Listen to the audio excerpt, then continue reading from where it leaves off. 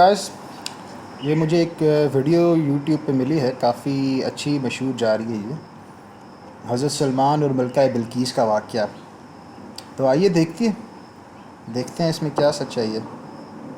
آج سے ہزاروں سال قبل جزیرہ عرب کے جنوبی علاقوں میں یمن کے گرد و نواح میں ایک شہر آباد تھا جسے سبا کہتے تھے، اور وہاں آباد لوگوں کو قوم سبا کہہ کر پکارا جاتا تھا۔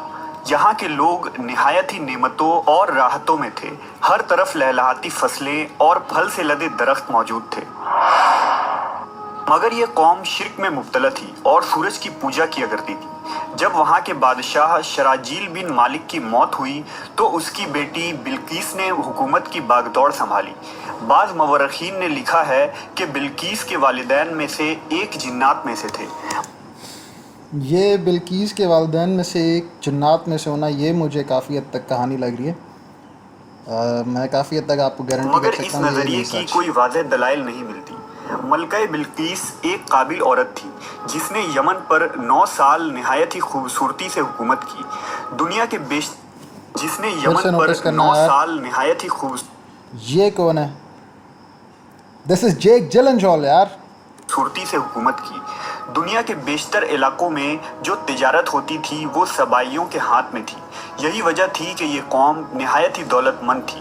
مگر یہ وہ زمانہ تھا جب مشرق سے مغرب تک ایک عظیم موحد بادشاہ کی طاقتور حکومت اور جاہ و جلال کا ڈنکا بجتا تھا، جسے تاریخ میں سلیمان ابن داؤد کے نام سے جانا جاتا ہے۔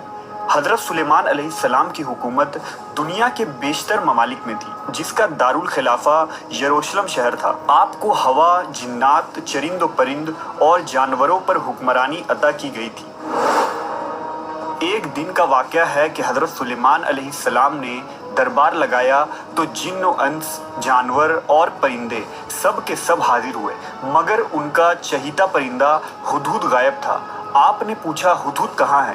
جب وہ نظر نہ آیا تو سلیمان علیہ السلام نے فرمایا اگر وہ اپنی غیر حاضری کی کوئی مناسب وجہ پیش نہ کر سکا تو اسے ذبح کر دیا جائے گا۔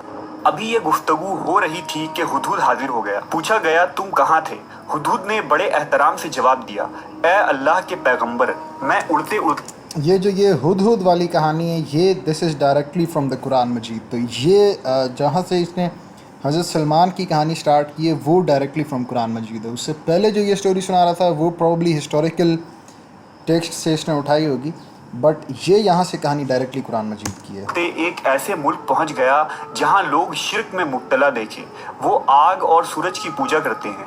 ان کی ایک رانی ہے جسے وہ بلقیس کے نام سے پکارتے ہیں۔ وہ ایک بہت بڑے تخت پر بیٹھ کر حکومت کرتی ہے۔ اس کے تخت میں قیمتی ہیرے جواہرات لال زمرد جڑے ہوئے ہیں، اور اس کے پاس تمام شاہی سامان آرائش و نمائش کے موجود ہیں۔ حضرت سلیمان علیہ السلام نے کہا اگر تمہاری بات سچ ہے تو میرا خط اس ملکہ تک پہنچاؤ تاکہ وہ شرک سے باز آ جائے، اور خط پہنچانے کے بعد وہاں بیٹھ کر سنو کہ وہ کیا رد عمل اختیار کرتی ہے، اور پھر آ کر مجھے خبر دینا۔ حضرت سلیمان علیہ السلام نے خط روانہ کیا، جو کچھ یوں تھا: شروع اللہ کے نام سے جو بڑا مہربان اور رحم فرمانے والا ہے۔ یہ عزت والا خط سلیمان ابن داؤد کی جانب سے ملکہ سبا بلقیس کی طرف ہے۔ جو ہدایت کی پیروی کرے اس کے لیے سلامتی ہے۔ مجھ پر غلبہ کی خواہش نہ کرو، میرے مقابلے میں سرکشی اختیار نہ کرو، بلکہ فرما بردار اور مطیع ہو کر میرے پاس آ جاؤ۔ یہ خط دراصل ملکہ سبا اور اس کی قوم کی طرف دعوت اسلام تھی۔ ہدہد نے یہ خط لے جا کر ملکہ بلقیس کی گود میں گرا دیا۔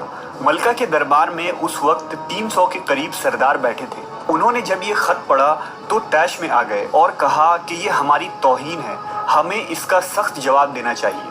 مگر ملکہ بہت سمجھدار تھی، اس نے انہیں سمجھایا کہ خط سے پتہ چل رہا ہے کہ یہ کوئی عام شخص نہیں، خدا کا کوئی پیغمبر ہے، لہٰذا ہمیں حکمت سے کام لینا چاہیے۔ اس نے کہا کہ میں حضرت سلیمان علیہ السلام کی طرف ایک تحفہ بھیجتی ہوں، اگر انہوں نے قبول کر لیا تو وہ بادشاہ ہے، میں اس سے جنگ کروں گی، لیکن اگر انہوں نے تحفہ قبول نہ کیا تو میں اس کی پیروی کروں گی کیونکہ وہ نبی ہے۔ ہدہد یہ ساری گفتگو سن رہا تھا۔ اس نے آ کر حضرت سلیمان علیہ السلام کو ساری بات بتا دی۔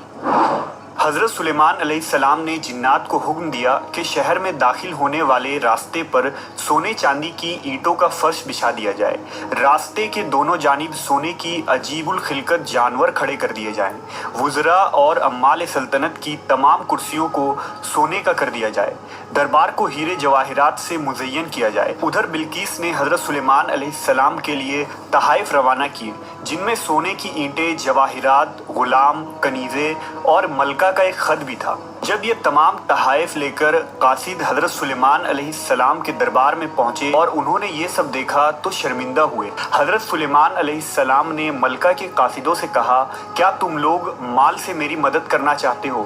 مگر دیکھ لو، جو کچھ اللہ نے مجھے دے رکھا ہے وہ اس سے بھی زیادہ ہے جو تمہیں دیا ہے، لہذا تمہارا تحفہ تمہیں مبارک ہو۔ اب تم اپنے تحائف کے ساتھ واپس جاؤ اور اپنی ملکہ سے کہنا کہ ہمارا انتظار کرے، ہم ایک زبردست لشکر لے کر آئیں گے۔ جب یہ خبر ملکہ بلقیس کو پہنچی تو وہ سمجھ گئی کہ واقعی یہ اللہ کے نبی ہے، لہٰذا اس نے جنگ کے بجائے حضرت سلیمان علیہ السلام کے دربار میں حاضر ہو کر اپنی اطاعت کا یقین دلانے کا فیصلہ کیا۔ جب حضرت سلیمان علیہ السلام تک یہ پیغام پہنچا تو آپ نے اپنے درباریوں سے کہا، تم میں سے کون ہے جو ان کے مطیع ہو کر آنے سے پہلے ملکہ کا تخت میرے پاس اٹھا لائے؟ اب یہ دوبارہ یہ والی کہانی ڈائریکٹ قرآن ایک مجید دیو سے ہے۔ ہیکل جن نے کہا، آپ کے دربار کو برخاست کرنے سے پہلے میں اسے لا سکتا ہوں، میں اس کام کی پوری قوت رکھتا ہوں اور امانت دار بھی ہوں۔ پھر ایک اور شخص جس کے پاس کتاب کا علم تھا، اس نے کہا، میں یہ تخت آپ کو آپ کے پلک جھپکنے سے قبل ہی لا دوں گا۔ پھر حضرت سلیمان ایکچولی قرآن مجید میں یہ تھا کہ اس سے پہلے کہ آپ جس کرسی پہ بیٹھے ہوئے ہیں اس سے کھڑے ہو پائیں، جن نے یہ کہا تھا تو میں آپ کو یہ تخت سلیمان حاصل علیہ کر دوں السلام گا۔ نے اس تخت کو اپنے پاس رکھا ہوا دیکھا تو پکار اٹھے، یہ میرے پروردگار کا فضل ہے تاکہ وہ مجھے آزمائے کہ میں شکر کرتا ہوں یا ناشکری، اور جو شکر کرتا ہے تو اس کا شکر اس کے اپنے ہی لیے مفید ہے، اور اگر کوئی ناشکری کرے تو میرا پروردگار بے نیاز ہے اور اپنی ذات میں بزرگ و برتر ہے۔ مفسرین کے مطابق وہ شخص حضرت سلیمان علیہ السلام کا کوئی دوست تھا جس کا نام آصف ابن برخیہ بتایا جاتا ہے، اور بعض نے لکھا کہ وہ آپ کا خالہ زاد بھائی تھا۔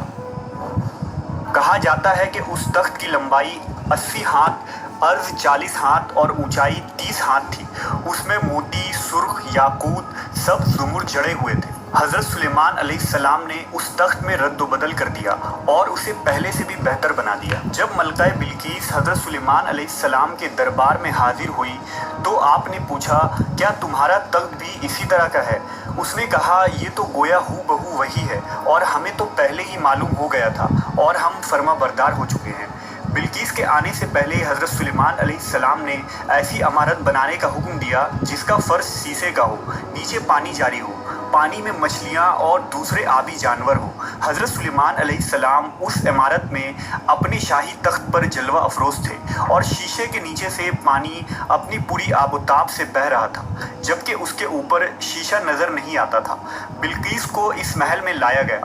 جب اس نے فرش کو دیکھا تو سمجھی کہ یہ پانی کا ایک حوض ہے، لہٰذا اپنی پنڈلیا سے کپڑا اٹھا لیا۔ سلیمان علیہ السلام نے کہا، یہ تو شیشے کا چکنا فرش ہے۔ تب وہ شرمندہ ہوئی اور بول اٹھی، اے میرے پروردگار، میں سورج کی پوجا کر کے اپنے آپ پر ظلم کرتی رہی ہوں، اور اب میں نے سلیمان کے ساتھ اللہ رب العالمین کی اطاعت قبول کر لی۔ لہٰذا بلقیس پر یہ ظاہر ہو گیا کہ جس طرح وہ شیشے کے صحن کو پانی کا لہریں مارنے والا گہرا حوض سمجھ بیٹھی، اسی طرح اس نے اور اس کی قوم نے سورج کی چمک اور دمک دیکھ کر اسے معبود اور خدا سمجھ بیٹھے۔ اسے اپنی فاش غلطی پر نہایت ہی شرمندگی ہوئی۔ بعض مورخین نے لکھا کہ اس واقعے کے بعد ملکہ سبا مسلمان ہو گئی اور حضرت سلیمان علیہ السلام کے نکاح میں آ گئی، جبکہ بعض نے لکھا کہ آپ نے بلقیس کو یمن واپس بھیج دیا اور اس کے لیے وہاں 3 بڑے محل تعمیر کروائے۔ گائز، یہ تھی ویڈیو اور اس کے جس کا میں نے انالیسس کیا ہے، آپ کے ساتھ بھی شیئر کیا ہے، اور جہاں تک اس آدمی نے جو انفارمیشن قرآن سے دی ہے وہ تو واقعی ہی obviously ٹرو ہے۔ جو اس نے ہسٹوریکل فیکٹس بتائے ہیں وہ obviously اس نے کسی ریفرنس سے دیے ہوں گے، اور جس میں obviously کچھ نہ کچھ تو سچائی ہوگی۔ خیر، یہ تھا آج کا، till next time۔